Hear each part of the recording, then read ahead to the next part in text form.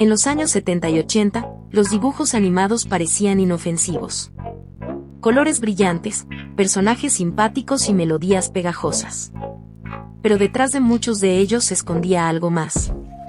Violencia, censura, drogas, traumas infantiles. Algunos fueron cancelados oscuro y olvidado de la animación retro. Estos son los 10 dibujos animados más censurados y olvidados de los años 70 y 80. Abróchate el cinturón, porque no todo lo que está dibujado fue hecho para niños.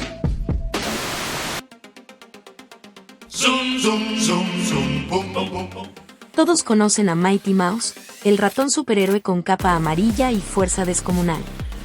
Pero lo que pocos recuerdan es su versión moderna de 1987. The New Adventures of Mighty Mouse intentó revivir al personaje clásico con nuevos aires. Más energía, más comedia y, para sorpresa de muchos, más controversia. En una época donde la censura televisiva aún estaba en pañales, esta versión del ratón fue criticada por ser demasiado violenta y confusa para el público infantil. Pero el verdadero escándalo llegó unos años después, en su siguiente reboot de los 80. En uno de los episodios, Mighty Mouse aparece oliendo una flor pulverizada que llevaba en el bolsillo. Su creador, Ralph Bakshi, afirmó que era solo una flor. Pero para algunos padres y grupos conservadores, lo que se insinuaba era otra cosa. La controversia llegó a los noticieros. CBS retiró el episodio, y aunque no se confirmó ninguna droga en pantalla, el daño ya estaba hecho. El show fue cancelado, y la versión más arriesgada de Mighty Mouse quedó enterrada. Hoy, pocos lo recuerdan. Pero el ratón que volaba por el cielo también cayó víctima de la censura.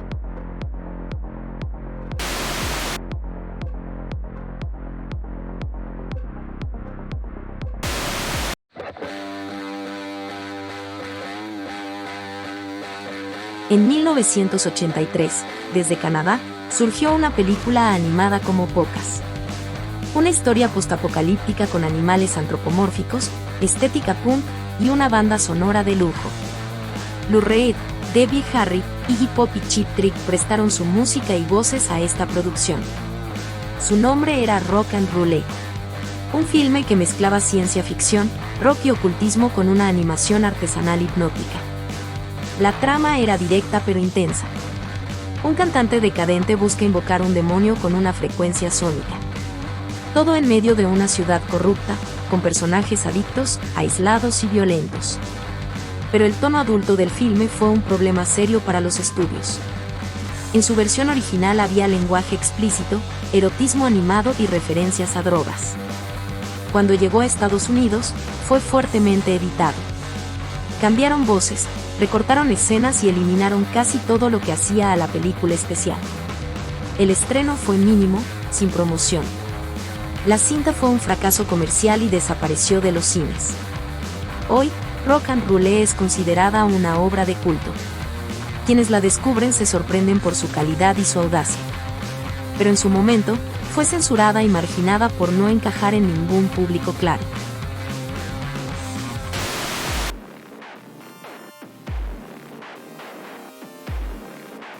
A simple vista, parecía una película animada sobre conejos. Con paisajes hermosos, acuarelas suaves y una historia de viaje. Pero Watership Down no era eso. Basada en la novela de Richard Adams, esta cinta británica contaba la odisea de un grupo de conejos que huye de la destrucción de su madriguera. Lo que encuentran en su camino es guerra, represión, muerte y desesperanza. No hay canciones alegres ni finales dulces. Hay sangre, hay traumas, hay miradas vacías de personajes que saben que no todos llegarán al final. Cuando se estrenó en 1978, fue clasificada como apta para todo público.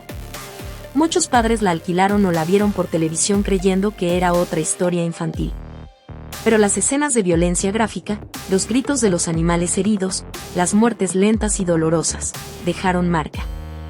Generaciones enteras de niños quedaron confundidas y asustadas por lo que vieron.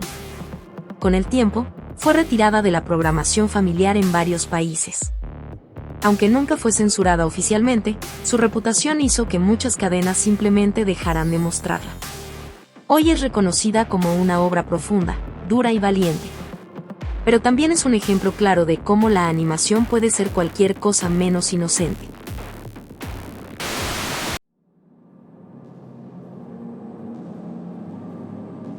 A finales de los años 80, el terror estaba de moda. Monstruos, vampiros y zombies llenaban las salas de cine. Entonces llegó Gravedale Inc., una comedia animada con estética oscura y humor sarcástico. Rick Moranis, la estrella de Ghostbusters, prestaba su voz al protagonista. Un profesor humano encargado de enseñar en una preparatoria llena de adolescentes monstruosos. Tenía todos los elementos para funcionar. Diseño de personajes atractivo, una vibra cercana a The Munsters y Big Juice, y un humor con doble sentido que rozaba lo adulto. Pero ese fue también su problema. El tono era demasiado macabro para los estándares familiares de la época. Las referencias a la muerte, el más allá y las bromas de cementerio incomodaron a ciertos sectores. Solo duró una temporada y fue cancelada sin mucha explicación. Nunca se volvió a emitir ni tuvo una reedición oficial. Hoy es una rareza que algunos recuerdan vagamente. Un intento de fusionar terror y comedia adolescente que llegó un poco antes de su tiempo.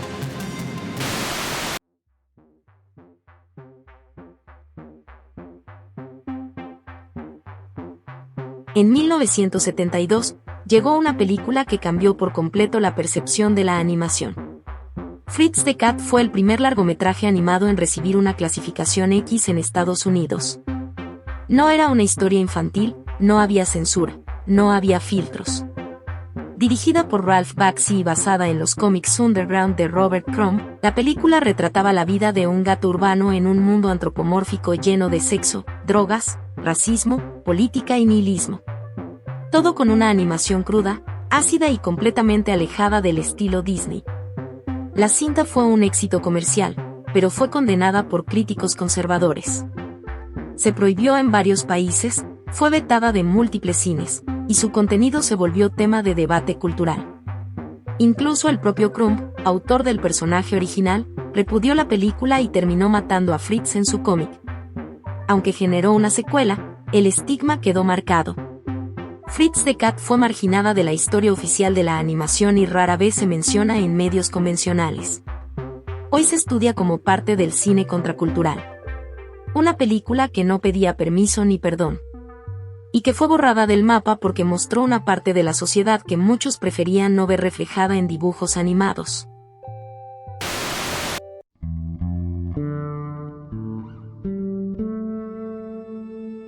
En 1983, una serie animada llevó la fantasía a otro nivel. Calabozos y Dragones, su nombre en Latinoamérica, contaba la historia de un grupo de adolescentes transportados a un mundo mágico luego de subirse a una montaña rusa. Allí, guiados por un misterioso maestro y enfrentando a criaturas como dragones, hechiceros y demonios, intentaban sobrevivir y regresar a casa. Era mucho más que una simple aventura. Había dilemas morales, pérdida, sacrificio y un tono más serio que el de otras series del momento. Pero no todos lo vieron así. Durante los años 80, surgió en Estados Unidos una paranoia social conocida como el legendario Satanic Panic. Grupos religiosos y medios conservadores comenzaron a acusar a la franquicia Calabozos y Dragones de promover el ocultismo, brujería y cosas del diablo. La serie animada fue señalada como peligrosa para los niños. Algunos canales comenzaron a recortar episodios o cambiar horarios. Las críticas aumentaron hasta que la serie fue cancelada sin un final oficial. Como curiosidad, el último capítulo, titulado Requiem, fue escrito pero nunca animado. Solo existe como guión y audio dramatizado, compartido años después por los propios fans. Hoy, Calabozos y Dragones es recordada como una serie adelantada a su tiempo. Pero también como una víctima directa de la censura cultural que marcó toda una generación.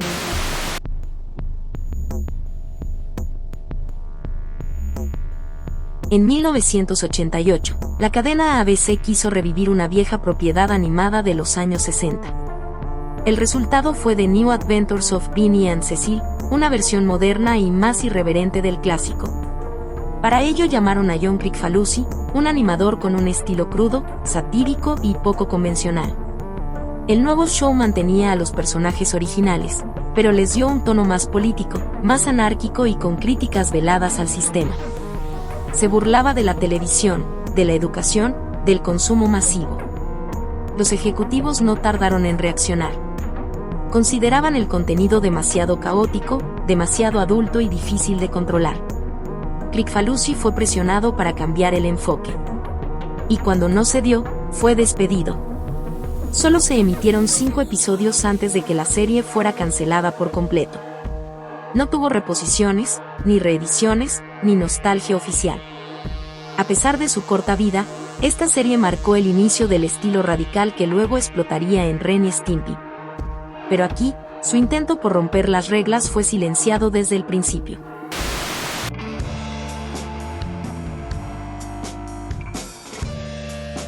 En 1981, llegó a los cines una película animada que marcó a toda una generación. Heavy Metal no era una cinta infantil, ni lo intentaba. Era una antología de historias de ciencia ficción y fantasía violenta, con naves espaciales, demonios, brujas, cuerpos desnudos y mucha sangre. Todo estaba envuelto en una estética psicodélica inspirada en la famosa revista underground del mismo nombre. El soundtrack, potente y crudo, incluía a Black Sabbath, Blue Oyster Cult, Journey y más. La animación era experimental, a veces fluida, a veces rígida. Pero su contenido fue lo que generó la verdadera controversia. Las escenas de sexo, la violencia explícita, el simbolismo oscuro y las figuras femeninas hipersexualizadas provocaron el rechazo de múltiples sectores. En varios países, fue editada o directamente prohibida. En televisión, nunca fue emitida por canales abiertos. Y durante años, quedó fuera del mercado por problemas de derechos musicales. Solo circuló entre fanáticos, en copias piratas, VHS de culto y foros especializados. Hoy es vista como una obra clave de la animación adulta. Pero durante décadas, fue tratada como si nunca hubiera existido.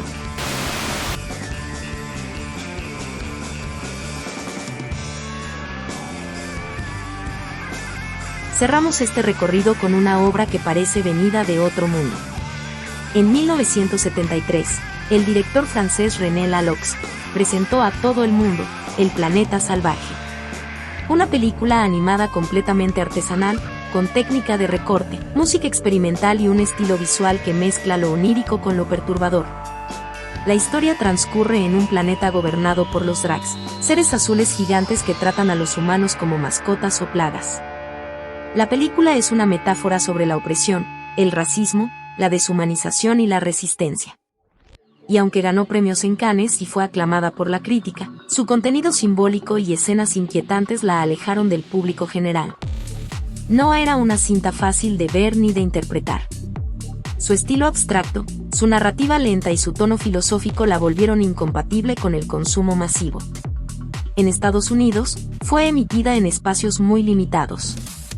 Algunos la calificaron como demasiado rara, otros como directamente perturbadora.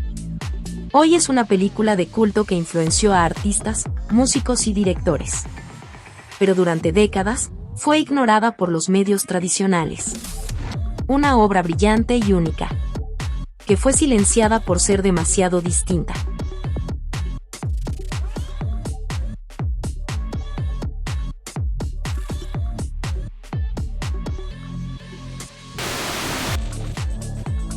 La animación de los años 70 y 80 fue mucho más que risas y colores. Fue un terreno de experimentación, crítica, excesos y riesgos creativos. Muchas de estas obras desafiaron los límites de su tiempo. Algunas fueron censuradas, otras simplemente olvidadas. Pero todas dejaron huellas. Huellas que hoy, décadas después, compartilo en los comentarios. Y si te gustó este recorrido por lo oculto y lo censurado, suscríbete para más historias donde la animación revela mucho más de lo que parece. Nos vemos en la próxima.